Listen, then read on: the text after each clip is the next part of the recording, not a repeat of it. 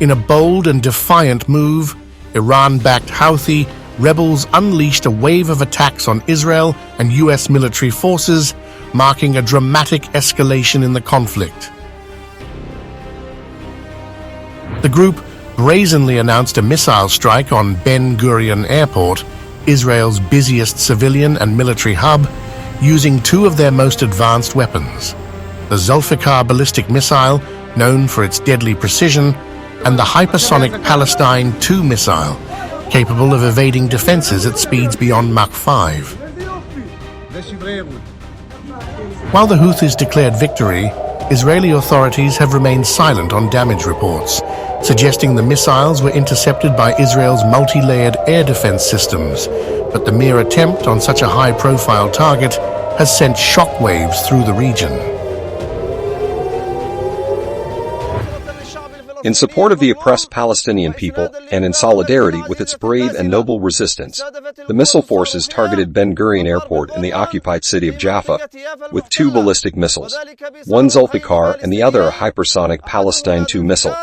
By the grace of Allah, the operation successfully achieved its objective.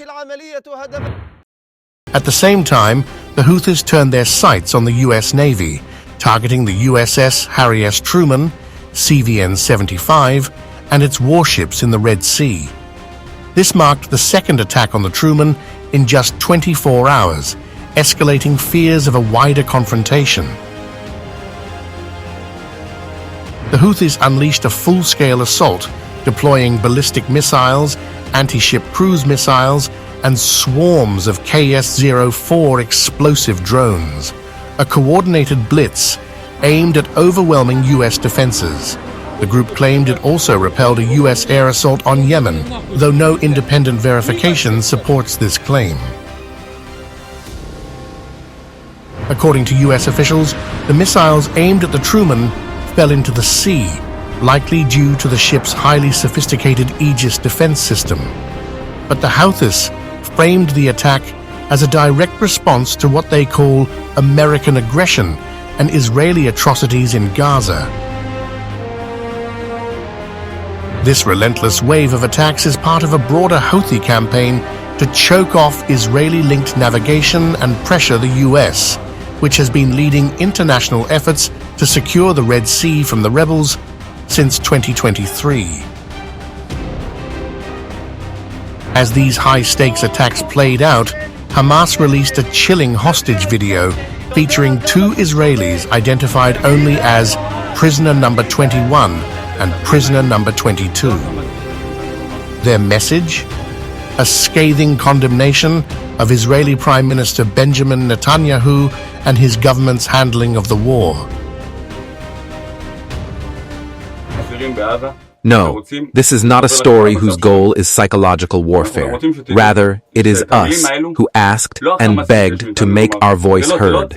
So I will go ahead, hear it. Until the last deal, until January 19th, when the crossings were closed for the duration of the war, the situation was very difficult.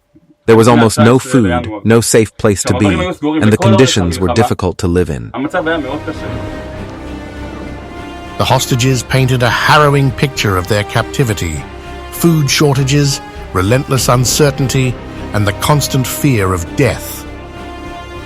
"We didn't know if we would live or die," one hostage said, revealing the agonizing reality behind enemy lines. And the worst part was that we didn't know whether we would live or die. When the deal began and the crossings opened for minimal aid and food, Hamas soldiers began to take care of us for what we needed and what we asked for. And they prepared us not only for us to live, but also for when we had better access. For a brief moment, hope flickered when a temporary aid deal allowed food and medical supplies into Gaza. "We really felt the light was coming. We started to breathe," they recalled. But that hope was shattered on March 18th, when an Israeli airstrike on Gaza nearly killed them. We really felt that the light was coming. We saw the light. We started to breathe. We believed that all this was going to end. And it was then, when the end was near, that we received the hardest blow of all. On March 18th, the Israeli government decided to launch an airstrike on the Gaza Strip, an attack that almost brought about our end. In an emotional plea, the hostages called on the Israeli public and freed prisoners like Ohad to speak out. Enough of this government silence, one declared. Another choked back tears, saying, "Every day here is hard for me, without my son and without my wife."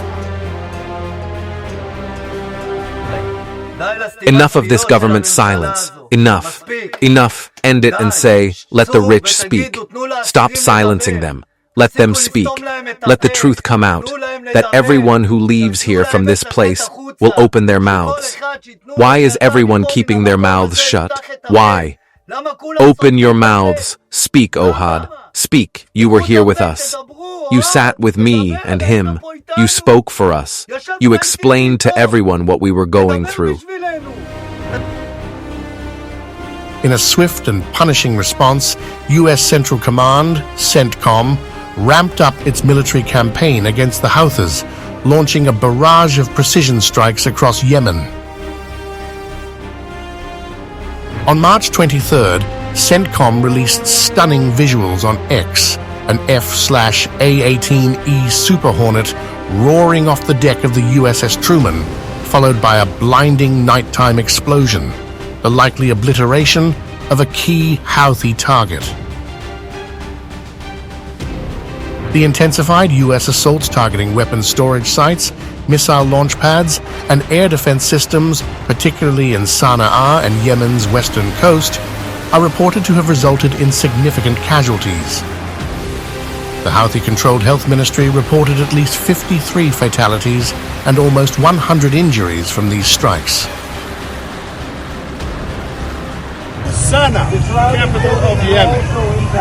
This is what CENTCOM does best.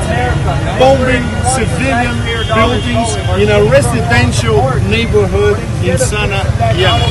This is what happened last night. They bomb at night because they are cowards, of course. 5 people were dead, 15 injured, but these are initial numbers. Could be much, much worse. Now, in its 6th consecutive day, the U.S. offensive has rattled the Houthis, but failed to completely break them. Their ability to strike at the heart of Israel and target a U.S. aircraft carrier proves their adaptability and growing boldness. The U.S. counteroffensive is leaning on cutting-edge firepower with F/A-18E and F/A-18F Super Hornets deploying precision-guided munitions to cripple the rebels' war machine. But with each strike, the question remains, how far will this conflict spiral before an all-out war erupts?